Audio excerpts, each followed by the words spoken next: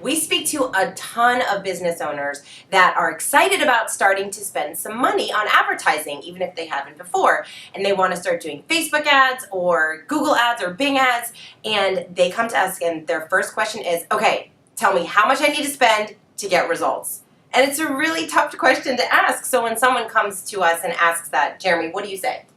Well, I get asked that all the time, certainly. And so it's like clients are looking for certainty. You know, you're jumping in head first into this new world of marketing. You've got this new expense on the books that you've never had before. And so you want as much information as possible. I completely get it. But if you come to me and you say, okay, how much money should I spend? You're not going to like the answer because I don't have one for you. Because it's not apples to apples, right? If you feel like there's some table where I'm going to open up to page 74 and say, well, you're an industry and your company's size, you need to be spending $800 a month to get results, it's just not going to happen, no matter how much experience we have personally, right? So what we can do with internet marketing is we can run a very inexpensive test, right? So this isn't the old days with billboards or yellow pages where you had to commit for 6 months and you had to wait for them to put up the billboard. By the time you actually got any traction, it may have been 30 days from now. We can run a $1,000 ad in 5 days, and people either call or they don't. And when they do call, we know how much, right? We can start to make some simple calculations. And then we can scale that marketing until it stops working, and that's how much you should be spending. Right, exactly. And it's so interesting to me because I work with a lot of small businesses and we can do exactly what you said, especially with Facebook and their targeting, being able to target so specifically. But I was doing a lot of work a while back with a direct response marketing company, a really big company, and they would send out emails and they're getting a return right away. We send out X amount of emails, they buy the products, and we knew what we were looking for as far as ROI. So if we made X amount of dollars by spending X amount of dollars, we knew that we were going to continue to push that product and to use that same email, use that same subject line.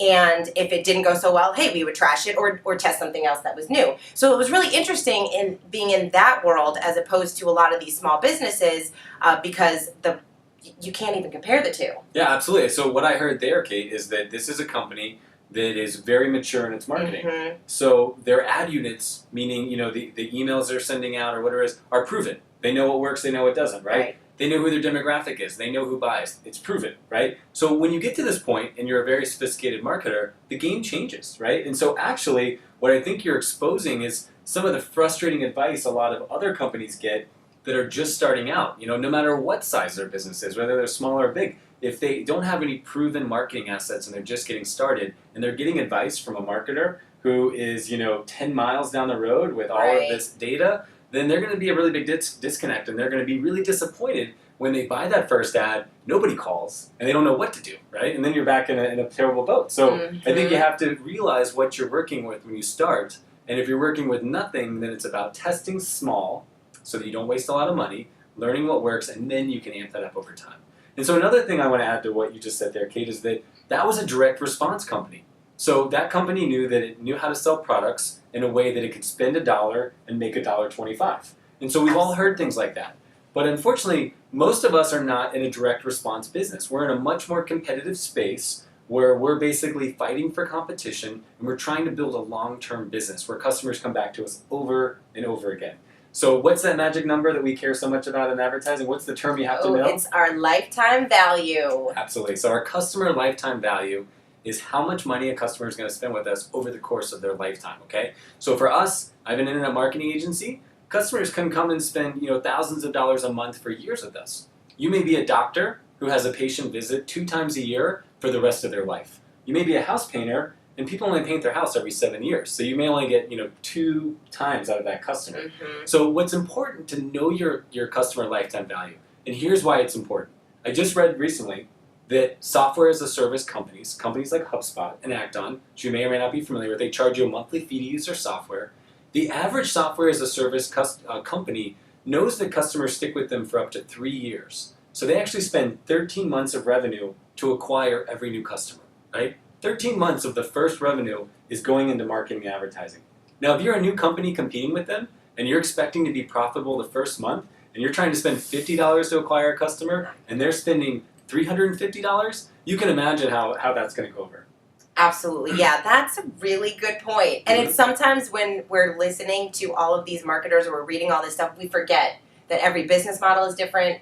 the cost of the service or product that you're selling is very different. So all of those things are really important to take into account. Yeah. And there's no magic number. Exactly. I'm going to throw one more, wrench in the machine here. And that's multi-source attribution. That's a really fancy word, and we did a video about that before. But let me give it to you in a scenario. Let's say that every day you drive home from work and you hear a radio commercial for a product. Every single day for 2 months you hear about this product.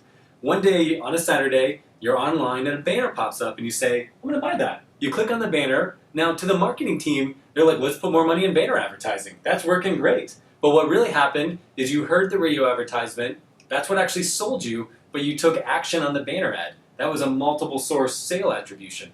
So that company can't stop the radio advertising and it can't stop the banner advertising because it took the equation there, the formula, to sell that customer. So I'm giving these examples to get you to think a little bit more sophisticated about it. It's very simple at the end of the day. It's your entire marketing budget and it's the entire amount of sales you're getting. And the sales should be higher than the marketing, right? But if you try to really get down there and you get extremely nitty-gritty and you expect every single ad that you spend, every single initiative that you do to be profitable on day one, you're in for a lot of heartache. Absolutely.